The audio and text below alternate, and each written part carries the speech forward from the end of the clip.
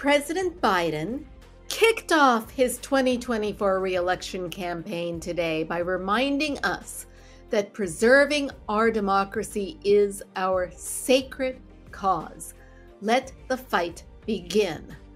Welcome to MOMocrats Mama Chat, part of the Demcast family of podcasts. I'm Donna Schwartz Mills, here again with Karoli and Aliza Worthington of crooksandliars.com. And oh my God, that speech! I know, right? Barn burner. It was. Of course I missed it. Of course I missed it. I have to go watch it on Crooks and Liars. Yeah, because it's there. We have it there. We ran it live and yeah, it's still there. Of course you did, but I was working and I couldn't. I had to. I had to listen to part of it because I had to go shopping for the parents. But yeah, no, it was great. It was a great speech, and I had listened to a phone call ahead of that where the staffers are so fired up. I mean, you can hear it in their voice. They're like, yeah, and everything. So, and they're definitely fired up, ready to go. And so is Biden. And the thing is I'm curious to see, because it was delivered on a Friday. It was not on January 6th anniversary because of the weather thing happening tomorrow. Right. And everything. So he did it today. And it was a great speech, and it really put everybody on notice. Not only is it our goal to do that, it's our sacred duty to do it. It's as citizens, we have to protect it. If we don't do it, nobody else is going to do it. Right. And that's the bottom line. And so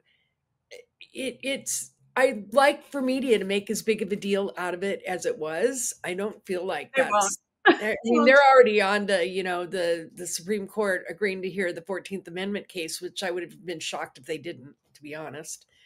So, but it should be like a multi-day story, what Biden said, and it should be reviewing all the things that happened around January 6th. And we even have new news today about things that we didn't know about, like the Trump campaign orchestrating the fake list of electors and making sure that they were certified and that they were sent in on time in Michigan. Right. And I mean, they knew what they were doing. Like, they understood that the emails show what they were doing. It was planned. Right.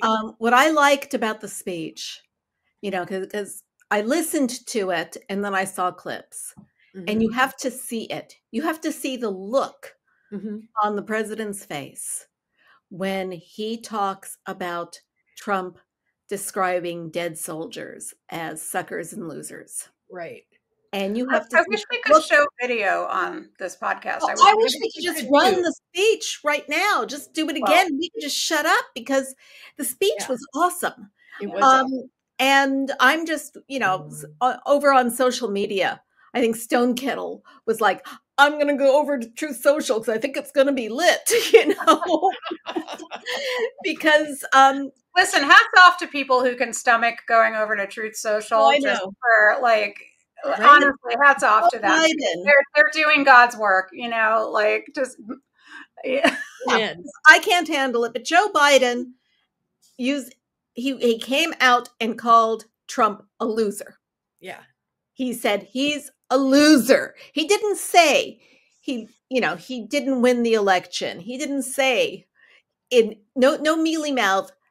He said Donald Trump is a loser. Amen. Well, that's a categorically provable fact. It is. And it has been proven many times over. Yes. Yes. He lost 60 to 61 times in court over the elections. He's, lost in court against E. Jean Carroll. He's, lost a presidential election. He's lost many things. He's a loser. He's a loser. Yeah, complete loser.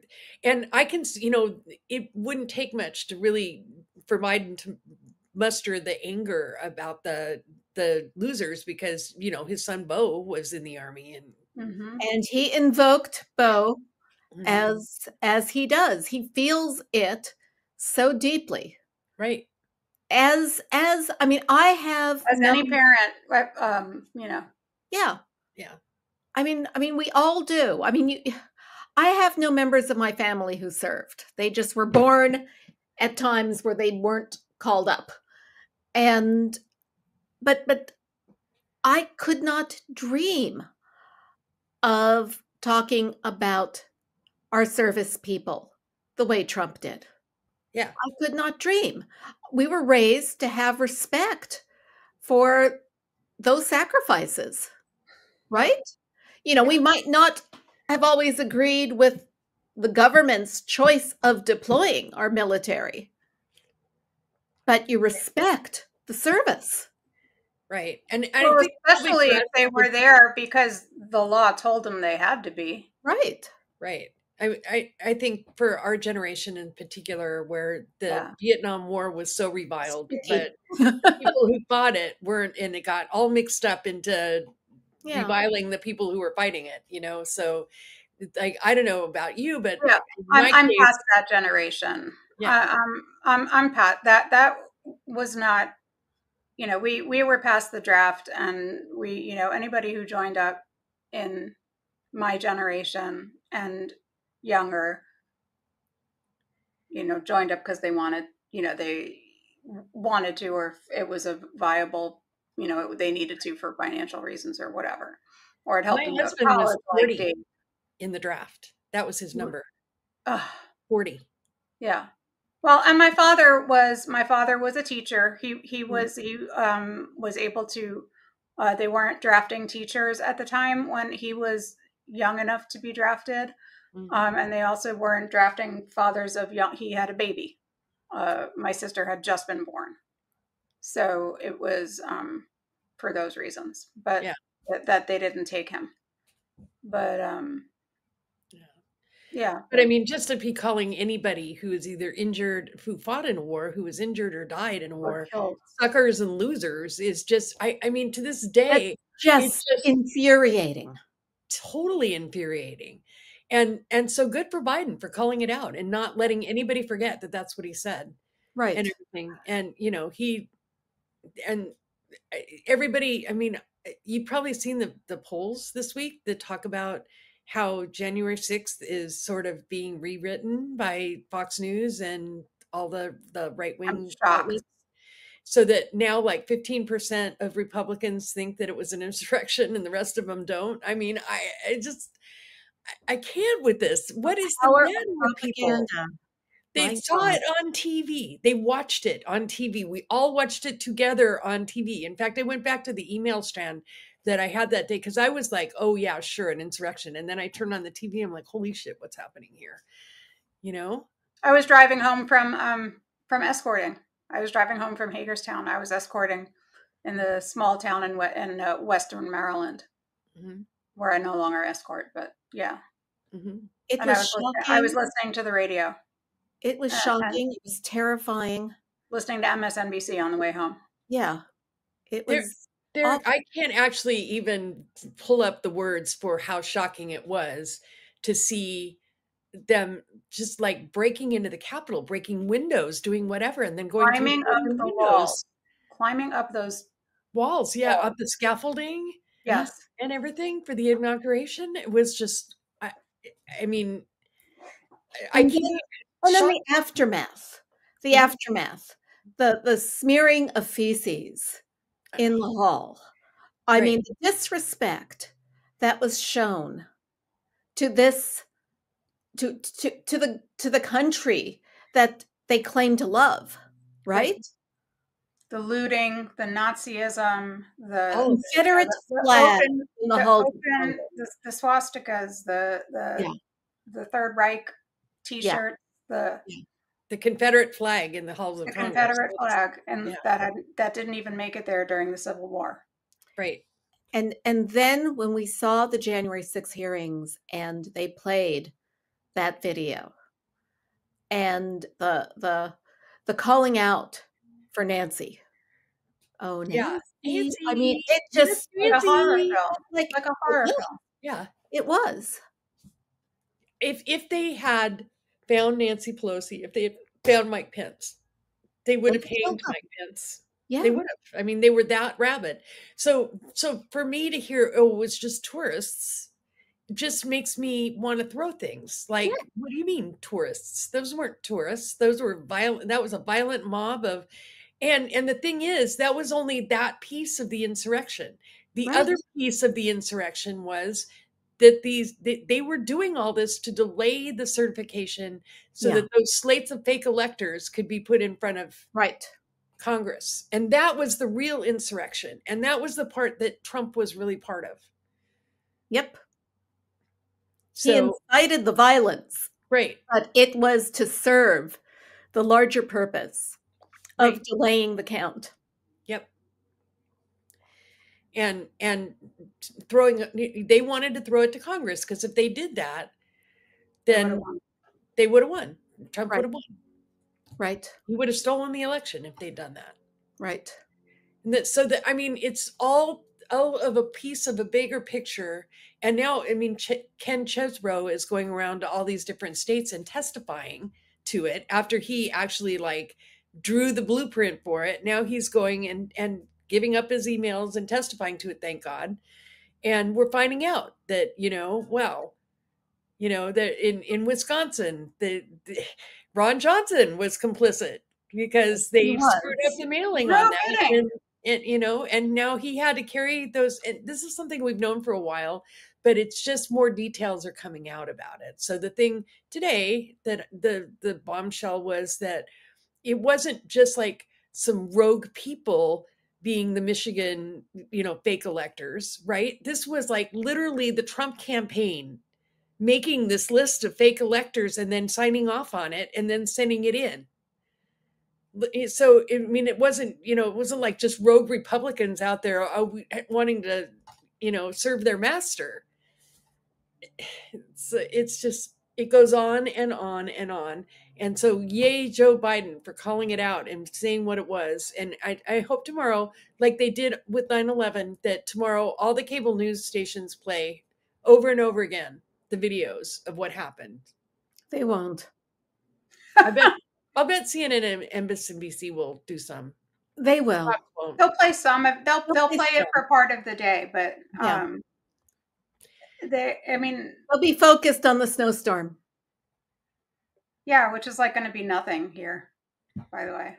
Oh, really? But, yeah, where I am anyway. Yeah. But were you too close to the ocean? I know. The I-95 corridor warms it up. Yeah. But anyway, I feel like the whole campaign this year should be nothing but recounting all the facets of what culminated in January 6th.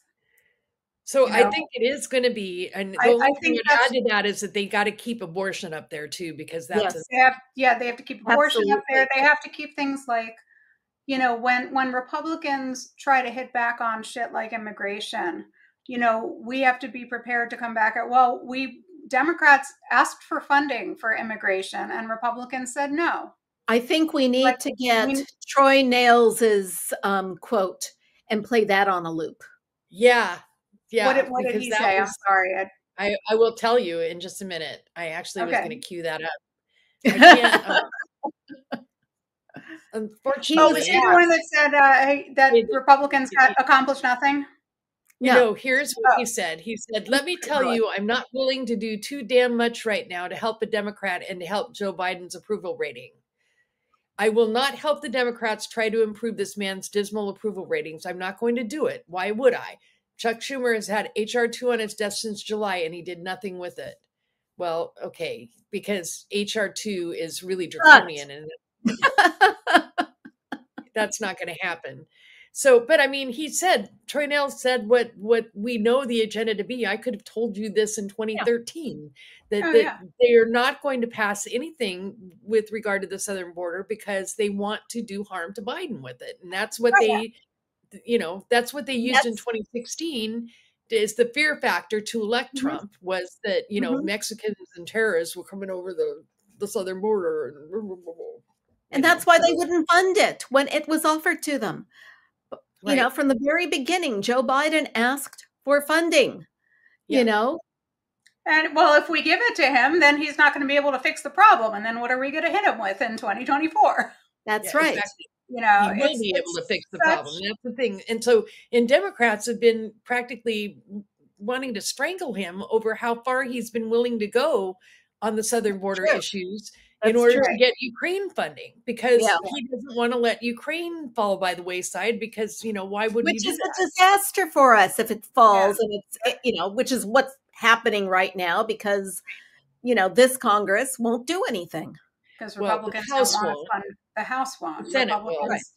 Yeah, so they don't want to fund Ukraine all of a sudden. There is a ray of hope, and that is that in the Senate, even, Republicans like Tom Tillis and stuff like that are basically saying, you know what, we're not going to get, it was Langford, that's who it was, or saying, I'm negotiating, but we're not going to get everything we want because there's not enough margin in the House to pass it, to pass it without Democrats. So we're going to have Democrats to pass it.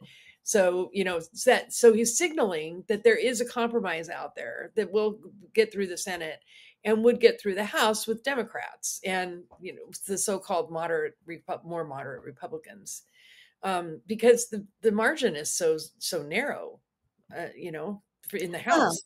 They've lost losing another representative. It's a margin of 2. Right. Yeah. It's going to be a margin of 2 now. Yeah. So, and I mean, keep in mind, Nancy Pelosi had like 3, I think, right? And she managed to do a lot with that. But but she's Nancy Pelosi. Mike Johnson ain't no Nancy Pelosi. No, Mike Johnson is definitely not a Nancy Pelosi. No question about that.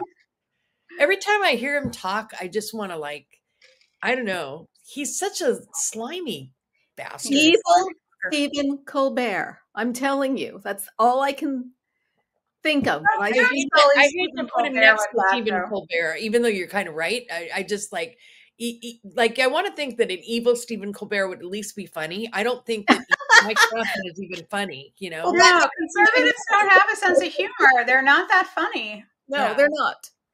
They're not. So, yeah. So anyway, I just want to hammer on the January 6th and democracy and abortion and like they did with the southern border, and voting rights, voting rights, Ukraine. I mean, there's a lot of things that they're doing wrong right now. Letting Ukraine fall would be horrendous. It would invite World War III. And the thing that I keep telling people who, express a lot of doom and gloom feelings about the election is just get Democrats to the polls. Just get us to the polls. Yep. That's what has to happen. Do whatever you can in your state, in your, within your power, get Democrats to the polls. Agreed. I did a training yesterday. If you get us to turn out, we will win. So don't, and that is the key. Don't sit there and moan and groan. It is too important. It is too important. If you don't want to lose democracy, then fucking do something. And the something is turnout. Right. The something is turnout, period, the end. This is not a time to hold your head in your hands and be dramatic. This is the time for action. Join up with somebody, join up with Sister District, join up with postcards, join up with, what if you're in a neighborhood where there is, voter suppression and you're white and you're able and you have a car and you can drive people to the polls, do it. If you can, find a way, do it now. Don't wait till the week before the election. Search all kinds of ways, start looking now for ways you can help get people to the polls. Whatever. Just do it. And register more Democrats. Register them if there are registration drives. Well, I would limit it even to Democrats. I'd say if you know any Republicans that aren't rabid, try to convince them to vote. You don't want to see Trump, have them, register, whatever. Well, they My ex-brother-in-law they can say Republican and vote for Biden. Are you there? Oh my goodness, it froze. Karoli froze. Karoli froze. Karoli froze. Okay, there we go. Everybody's live again. Okay. Okay. I don't know what happened. That was weird. That was very weird. Yeah. So, and anyway, what I was going to say is even if they're, they don't have to register, they don't have to tell anybody, they could just creep into the booth and vote Republican. I mean, that's what I told my husband back in 2008. I said, you can be Republican just when you go to the polls, vote for Barack Obama, right? Nobody has to know. You don't have to tell us anything. It's nobody's business. Right. Just you don't owe anybody an answer to the question who you voted for. That's right. And he did. So, I mean, there are Republicans out there who aren't going to fall in line, and there's going to be, suburban Republicans are the ones that I think of right away. The suburban women who don't really especially appreciate the authoritarian, men. So anyway. Well, I mean, speaking of that, there's the suburban women who don't appreciate authoritarian men. There's Florida. The next. I don't know that it'll. I'm not doing a happy dance yet, but there's. They might get abortion on the ballot. Yes, yeah, that would be great. That would be good. If they're able to do that, that would be great. It would certainly drive. I mean, and especially it would be great. I'm just going to be cynical here for a minute.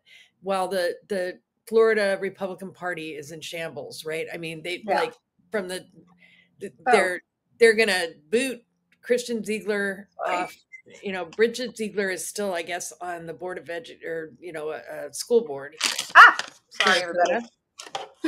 I got a new light for Christmas, and clearly I don't quite have it handled yet. Anyway, go ahead. Yes, Christian Ziegler, Bridget Ziegler. Yeah, so Bridget Ziegler is probably going to get kicked off that board of education at some point too, or school board rather, that she's on and everything. So in the meantime, the Florida Republicans Party is in complete disarray, and this would be a great time for Democrats to step it up. Florida Democratic Party to step it up down there and actually get organized and do some shit. Yeah. Wouldn't that be nice? Yeah. Well, if abortion gets on the ballot, that's a good first step because that is definitely a driver of turnout. Yeah, it's not there yet, but I forget what the steps are, but they took a step. They qualify. They had enough signatures to qualify for something. Yeah, I gotta check it out. Okay, well, that's good. So I just saw a thing that came across my watch here that says that the Supreme Court has also agreed to hear the case, the Fifth Circuit case in Texas, if you don't mind me switching for just a second. So no. The Fifth Circuit ruled that Texas ER doctors didn't have to perform abortions in cases where the mother's life was in danger, or, even though under the law, under the law, if you go to an ER, they're supposed to do whatever they have to do to stabilize the patient. And if that means that an emergency abortion, then that's what needs to happen. And the Fifth Circuit said, no, we don't think so. We don't think like a woman die of sepsis. It's okay. Right.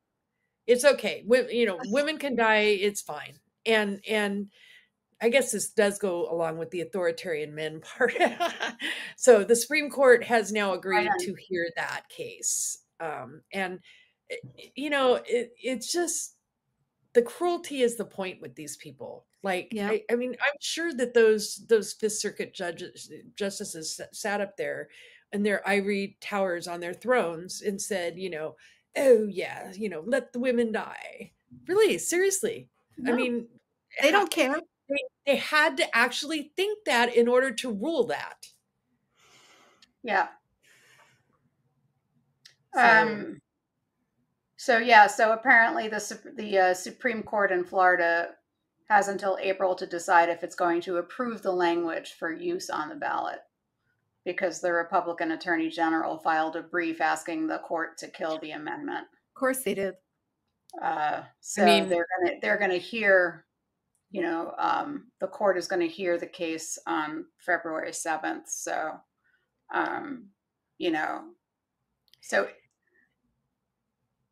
So in Florida, it doesn't matter what the voters want. I mean, this is the thing, right? They voted that felons should be able to vote. And then Ron DeSantis came in and said, well, only if they pay all of their fines and fees first, which is the equivalent of a poll tax. A poll tax, right. Yeah. And, so, I mean, like, these are the things that really make me think we don't live in the same country. Like, when we never have. Yeah. I know. I mean, back to the drafting of the Constitution. I mean, it highlights it when I see this kind of stuff. Yeah. It really does. So anyway, that should be fun. Yeah, and they want to keep it that way. I mean, these are just all mechanisms that white supremacists are trying, and men are trying to employ to keep it that way, without saying, we want fascism, we want to enshrine white supremacy, we want a patriarch, we want a legalized patriarchy. But this is it's not. That's what they mean by "Make America Great Again." Yeah, exactly. And it's not exaggeration to say that this election is the election that will determine the direction of this country for years to come. It's not. So I'm afraid. It's not hyperbole. I am afraid that every election for the rest of our lives is going to be like this. Because it will, until this movement is crushed, and it's gonna and that's gonna involve some online regulation, I think, and it's gonna involve some honest actors doing, which it's like we have that in Joe Biden, but we in other words, on that side, well. Or that party just needs to kind of go the way of the know-nothings. I swear. I mean, it has happened before. It can happen again. It has. Supreme Court reform would help. Oh, yeah. Expansion and ethics reform. Which is why it's not just about the presidential election. We need a big blue wave up and down the ballot. Yep. In as many states as we can muster. Yeah, I agree with that. I mean, if we could give Biden FDR majorities, that would be amazing. It'd be it's hard to do in today's very hard. With the gerrymandering, it will be him and Obama first 2 months majority. That would be great. Yeah. Exactly. So I don't know. We'll see. I guess that we're going to start with the Iowa caucuses in 2 weeks. Is anybody but me sick and tired, sick to death? Oh, it's like, why bother? Who cares? The town halls and the. Who cares? Why is it national? Like, if these yokels in Iowa want to, bow down at the feet of Donald Trump, fine. Let them. They're all running for second place. Nobody cares. None of them are going to be BP. None of them. And one of the reports that I saw yesterday, I guess it was a woman from the Bulwark who does polling, focus groups. Yeah. And, the people in the focus group, they liked Nikki Haley well enough. But the problem is, for president, they want somebody who will do red meat. Nikki Haley is too much like a traditional Republican. They don't want that anymore. They want, and I think that's actually Trumpies. A bullshit excuse. I'll be honest. I think that in Iowa in particular, where they all go to church on Sunday and the churches tell them women can't be in positions of authority over men. No. Right? That this is just an excuse to say women can't be in positions of authority over men. And, I mean, it was one of the things Hillary ran into when she ran against Obama in that state too. So it's not a myth that they're like this. And I mean, this is my father-in-law's home state. So forgive me, Neil, if you ever see this, but I won't tell. The governor of Iowa? People, huh? Who's the governor of Iowa? Kim. They have a female governor. Huh? They have a female governor. That's different. I mean, that's like Sarah. That's like Sarah Sanders, right? They're just, they're just there to sign stuff. It's not the same. Okay. It's not being commander in chief. Seriously, I can recite this stuff to you backwards and forwards. I've heard it for the last 40 years. I've heard it. Women can't be an authority over men. They have to submit to men. It's, the Iowa's full of fundies. So yeah. I mean, Chris Christie might have a chance in New Hampshire, but he's got no chance in Iowa. And what's the point? None of these people are going to They're not going to be the nominee.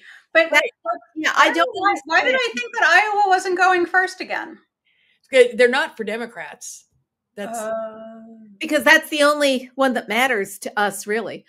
All this coverage of their debates, their primaries, it's I don't remember. The news media has done a bad job of adjusting to the new reality.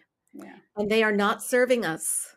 They are not serving us well whatsoever. And the New York Times can go F themselves.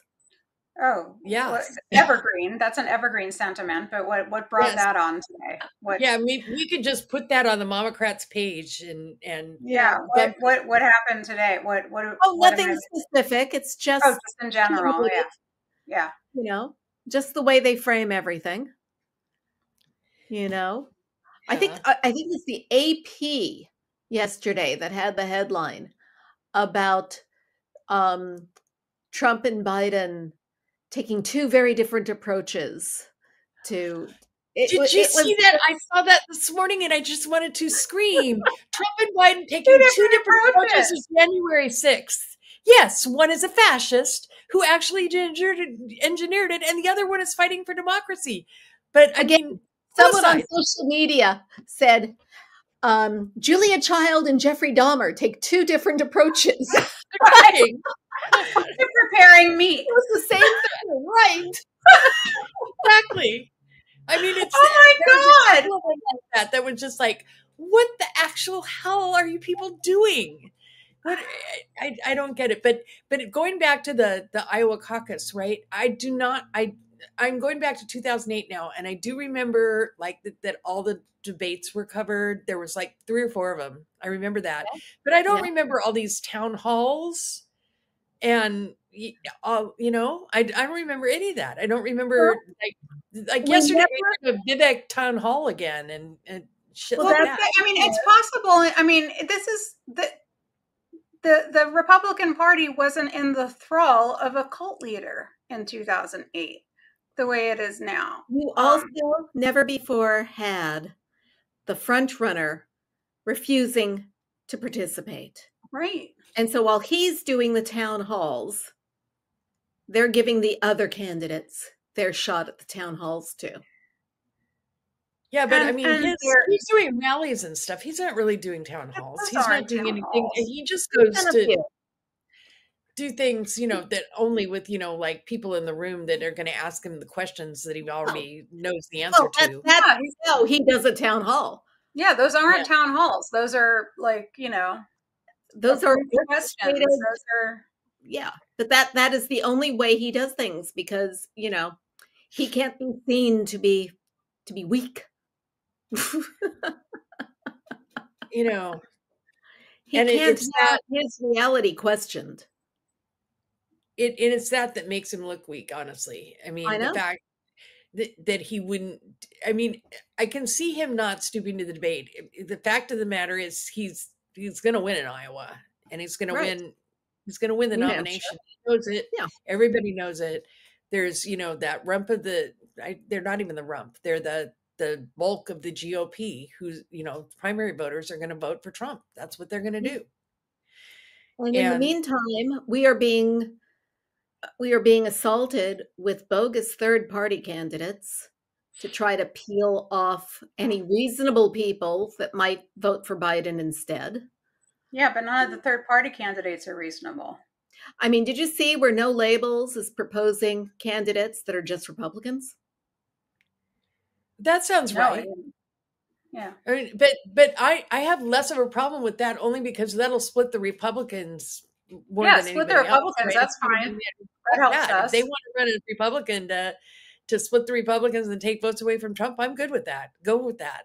That whole sentiment. Do it. Did you also see where RFK Jr. made an announcement for some big benefit concert with artists that are not going to be on Warwick? She's going, I'm not doing that. Martin Sheen's going, I support Joe Biden. You know, that was one of the best tweets yesterday, where you had Bradley Whitford saying, Bradley Whitford, right? Someone on Twitter was like, I thought CJ was the press secretary.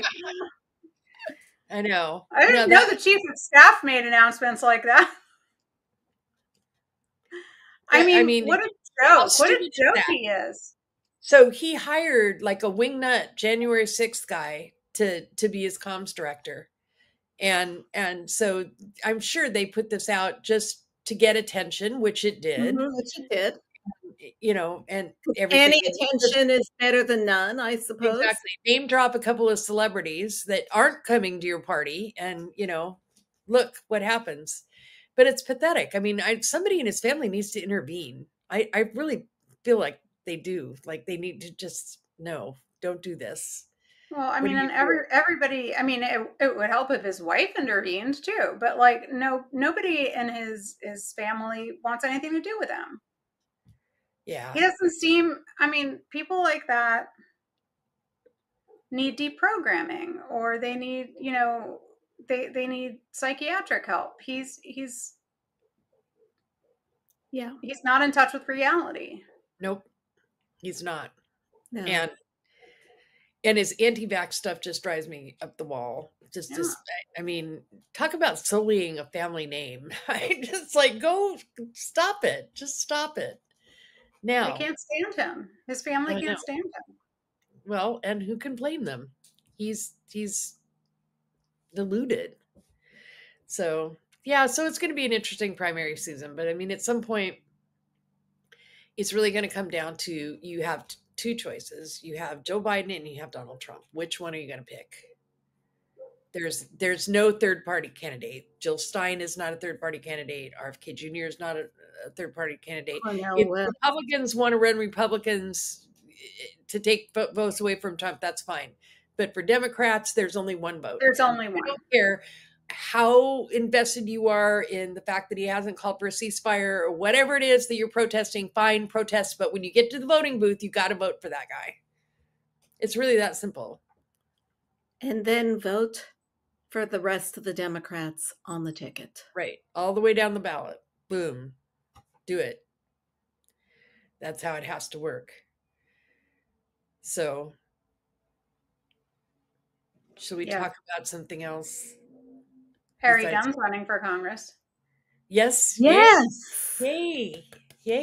Yes. Something good. Speaking of January 6th and voting down ballot. That would really be great if he won that race. Who represents that district now? Aliza? I don't know. In Maryland.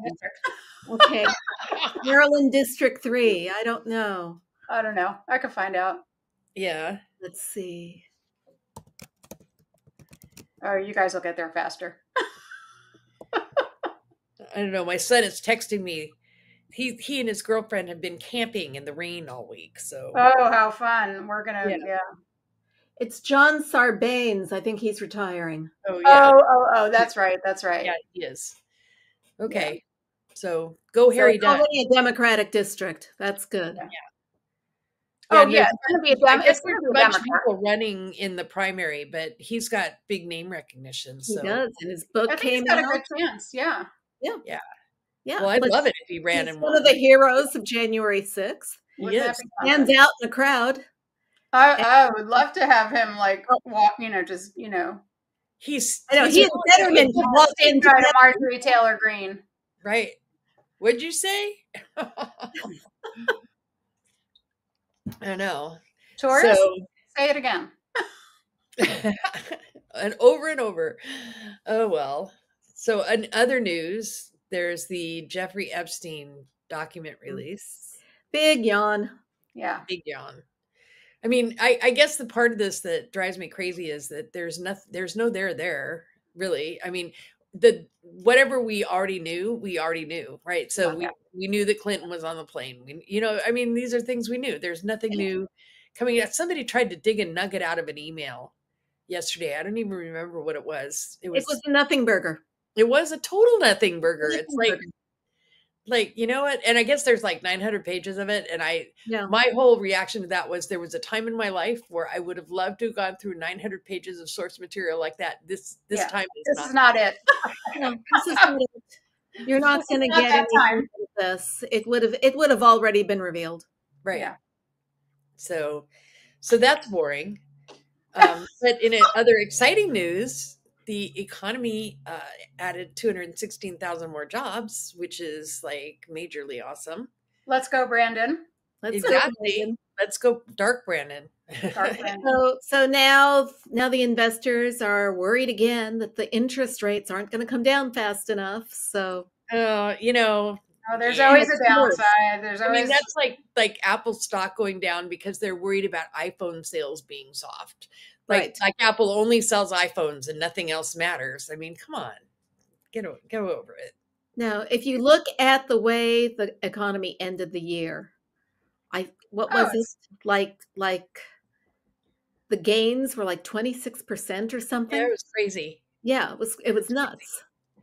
And manufacturing, very happy with their 401ks, Yeah, with their 401ks and with their IRAs and not just investments. I mean, there's people like working in jobs. One of the astounding statistics to me in this survey they did of Republicans are that Republicans think the economy is bad, despite the fact that they've gotten raises that are earning more than $40,000 more than they earned before.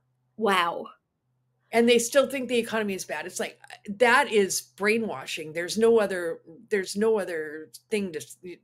word that you can use to describe it, right? I'm making $40,000 more, but the economy sucks. Just not for me. I don't get it. I honestly don't.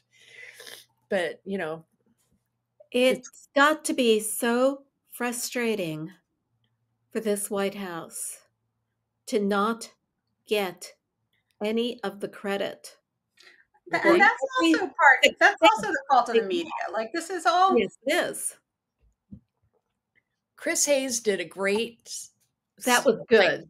A huge. I clipped it because I thought we need to save this, because he started out by debunking Trump's. Oh, were you better off 5 years ago? Right. So that's a sleight of hand right there, because we just like to memory hole 2020 and everything that happened in that year so that we can only compare to 2019 and, were you better off in that year? And he just absolutely laid waste to that whole lie. Right. And did it with charts and everything, but it was really riveting. I mean, it's 7 minutes worth your time to watch it. We've got it on the site. You should watch it. But he ends it by saying, yeah, you really are better off now than you were 4 years ago. And I'd have to agree with that. I mean, I certainly would agree with that. So, and just the manufacturing alone, not to mention the labor gains, right? I mean, I had a friend who went off on a rant last night about the fact that the Teamsters are meeting with both candidates, and before they make an endorsement kind of thing. That's what he's like, this is the most labor-friendly president you've had since FDR. Yeah. There should be no question about who you are endorsing. Right. I don't care if you have Trumpers in your ranks. They're stupid, right? You should endorse Joe Biden. That he was pissed, and I don't blame him. I thought it was a great rant, Yeah. So yeah, I mean, the economy is better, things are better, and my cold is coming back. I'm gonna cough. So talk among yourselves. Okay. Aww. Speaking of coughing, the I don't know how it is in California, but we're having a pretty decently sized COVID surge coming back. That's everywhere. I think that is everywhere. And people, at Planned Parenthood, where I escorted Planned Parenthood, they've instituted mandatory masking again. Yeah. LA County has in health facilities again too. Yeah. So, I mean, people need, and people I know who didn't get the most recent booster, even though they've gotten previous boosters, are coming down with COVID. And it's a nasty, they're not just having these little mild symptoms. They're miserable. Yeah, folks, you have people who have acted like COVID just went away. Yeah. I'm sorry, you guys are idiots. Fucking mask up. Still mask. Wear masks when you're in public, when you haven't, or when you're in, closed places that where you don't know if people have been vaccinated. It's bad. It's wintertime. There's RSV going around. It is, we're speaking of, like living in a new world now. You guys people need to realize this is not 2018 anymore. Plus, you've got all these people who've been convinced that vaccines don't work, and you don't have the herd immunity that we used to have. We don't. And then plus what was, where did I see that like 17,000 people we learned died from hydrochloroquine. What the hell is it called? Hydrochloroquine. Hydrochloroquine. 17,000. You're still on mute, Karoli. Yeah, you are. You're on mute. You're still on mute. You're still on mute. Nope, can't hear you.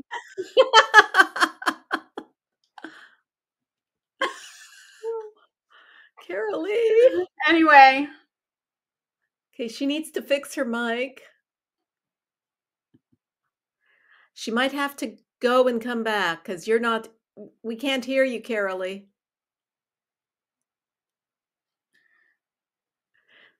Anyway. That was funny. That's like, try to guess what Karoli's saying. We're going to lip sing. Lip read. We're going to lip read. Oh, dear. So anyway, so wear your masks. Don't take the hydrochloroquine or whatever it is. and just, listen to the health experts. Okay. Am I back? Can we hear you? There you are. Yay. Wow. All I did was hit the mute button and it wouldn't unmute me. Oh. We're having some technical issues today. Yes, we are. Weird. All right. Well, anyway, sorry about that. I was going to say something with regard to the vaccine, and that is that I have not had a cold since COVID started, and I caught one from my son-in-law to be when they were down here for the holidays, and it was a much milder cold than I ever recall having before. It's like those vaccines, I don't know, they must have something, that works in the T cells for colds too, since it's the same coronavirus. But anyway, it's not the same coronavirus, but it is a coronavirus. So listen, I think that, if I had one criticism of the Biden administration in general, it would be that they took their foot off the gas with the restrictions and stopped hammering home how COVID's not over. No, it is not. And I think that the powers that be in the health departments as well just said, I feel like that they were just, in fairness, they gave us the tools by which to minimize this, right? They gave us the vaccines, they gave us the tests, they gave us. But then they stopped mandating reporting, and they stopped giving us information. They stopped asking for information that would have at least given us the accurate ways to decided wastewater monitoring. That's still going on. Even more accurate. Who looks at the wastewater monitoring? When Hopkins was doing that, I don't know. It's just when that dashboard was available. That a lot of this was funding, right? And So a lot of the Republicans, like, I feel like that sort of thing. A lot of the, the stuff that would have kept, reporting and all of that going on still to this day. But they did stop funding vaccines. Most of us will have to pay for vaccines now. They've stopped funding. Except for Medicare. They're free if you have Medicare. If you have Medicare, okay. Right. But, that's just seniors. That's not everybody. Right. And I do think that the vaccine, well, let's face it, I think that all of our medicine should be socialized, that our healthcare system Agreed. Well, Agreed. Let's talk about another big Biden win. With there's two with the insulin, and they've just what was the thing with the Canadian medicine? We've just been was that the insulin? The insulin, and then the 10 that where they're gonna basically negotiate prices down. Right. Negotiate prices down using Canadian drug companies, right? I don't know if they're using Canadian drug companies, but they're definitely negotiating the prices down. There's 10 drugs that they're doing that for, and that should push it down for everybody. Just like the insulin, pushing the insulin down to 35 for seniors pushed it down for everybody, right?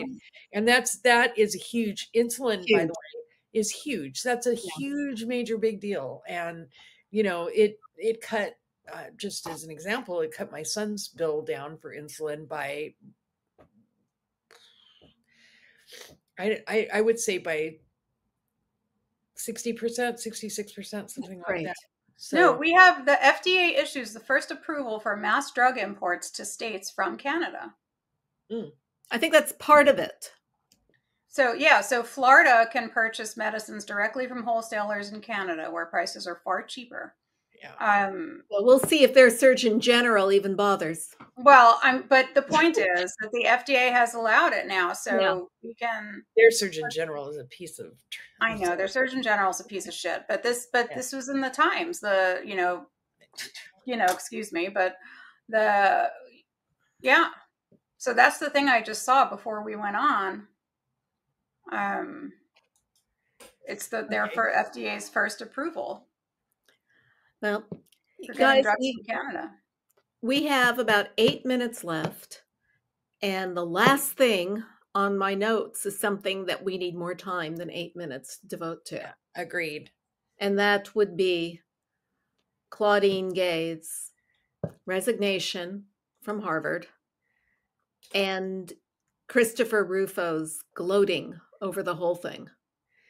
So I had not actually seen the so-called plagiarism that they said she committed. And then somebody sent me like 2 screenshots where I would say they were paraphrased. They weren't plagiarized. They were paraphrased. It was minor. Yeah, it was like, it was nothing. And then you find out that the billionaire who pushed all this, who pushed Rufo and everything on this, and Claudine Gaze, his own wife did her share of plagiarizing. The same fucking thing, and they get away with pushing her out.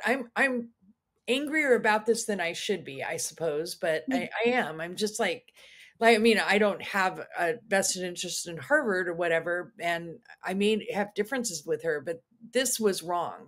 What they did to her was wrong, and it was another example of, in my view, wanting to maintain the white supremacy status quo. Quote, can't have a Black woman in charge of one of our lead institutions. Well, don't forget that all 3 institutions that were called in to Elise Stefanik's, congressional hearing. It was a trap. It was a trap, and they were all female. Mm-hmm. They were all female. 2 of the 3 were white. 1 of the 3 was Jewish. Yeah. Right. And the one who was not Jewish, Liz McGill,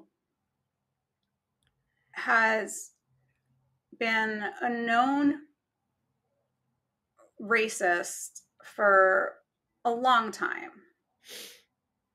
And I'm going to say that I am not sad that she resigned. And we do need more than 8 minutes. Well, now 6 minutes. Which one are you not sad about? Liz McGill. Okay. I just wanted to make sure we were on the same. Liz McGill from she's University of Pennsylvania. She's University of Pennsylvania, right? Yeah. And MIT is Sally Kornbluth, who is Jewish. Yeah. So the entire the crew that she brought in, that Stefanik brought in, to that she hauled before this performative thing that was basically a chance for her to pretend that she gave a shit about anti-Semitism, exactly. Which she doesn't.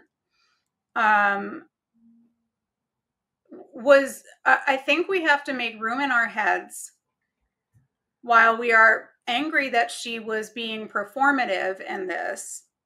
I think we also have to keep room in our heads for the fact that a lot of academic institutions, including these 3 institutions,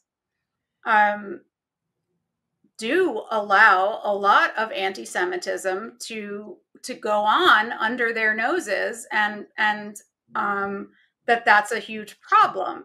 And just because the person who happens to amplify it is a piece of shit, Republican performative anti-Semite herself, doesn't mitigate or undo the fact that I hate the fact that it's overshadowing the fact that many, many, many Jewish students are and feel unsafe on campus because of the anti-Semitic culture that is allowed to proliferate. And now, and we have this element with Claudine Gaze now that where there is this awful racism, stay in your place element as well. And that's the part. That's the part that makes us angry as liberal, progressive white people, as it should. Because it's all part of this campaign to get. It's all part of the evil Christopher Rufo campaign of anti-DEI. But again, like, getting to the bottom, none of this would be happening if people didn't hate Jews. And like, that's all getting lost in this whole thing because of October 7th. Like, this is all what the catalyst for all of this is, October 7th. And right. I want that not to get lost. And it is all getting lost. Well, I think that the anti-Semitism was, they used it. Of course they did. The bigger thing is to get rid of diversity entirely. Right. It's just a much bigger picture than just the anti-Semitism. And I could be angry about anti-Semitism, but I am even angrier that they want that this is like a campaign, and that they're gloating about it, and that they're gloating that they got a scalp, and that they're using us as the tool. Yeah. I'm tired of being used. I'm tired of being collateral damage in their game. Yeah. And I'm tired of being the excuse that they use when they don't give a shit about us to begin with. And I'm tired of everybody on all sides being against us. I'm tired of that too. Because again, like I said, the thing that's getting lost in this is the fact that there is very real anti-Semitism on these campuses. Yeah. But now the left is pissed off at us because Claudine Gaze has been forced to resign. The right is pissed at us because we're not grateful that they got Claudine Gaze to resign, because we see it for what it was, which was performative bullshit. Well, that sounds like, again, we're like left by ourselves. Yeah. Well, not entirely by yourselves. I I mean, know, there are some Karoli. of us who are allies. I know, but it just feels that way. It's very No. isolating, this whole thing. Yeah, it has You been. know? I honestly feel, well, we don't really have time to go into this. I think you summed it No, up really I mean, we did. We attempted to go into it, We and we did have do 30 it, seconds left. But and you know what? We'll be talking about it more because it's not going away. no, because Rufo set his sights on corn bluth now too. Yep. So on that note, yeah, Shabbat shalom, everybody. Shabbat shalom. That's our show Go for the Harry Dunn. Go We Harry are Dunn. so excited about Biden's speech today. Yes. Join us next Friday on YouTube, MOMocrats.buzzsprout.com, or on your favorite podcast service such as iTunes, Google, and Amazon Music. And be sure to check our Facebook page for updates. I'm Donna Schwartz Mills with Aliza and Karoli saying bye-bye for the MOMocrats. Bye. MOMocrats Mama Chats, part of the Demcast family of podcasts.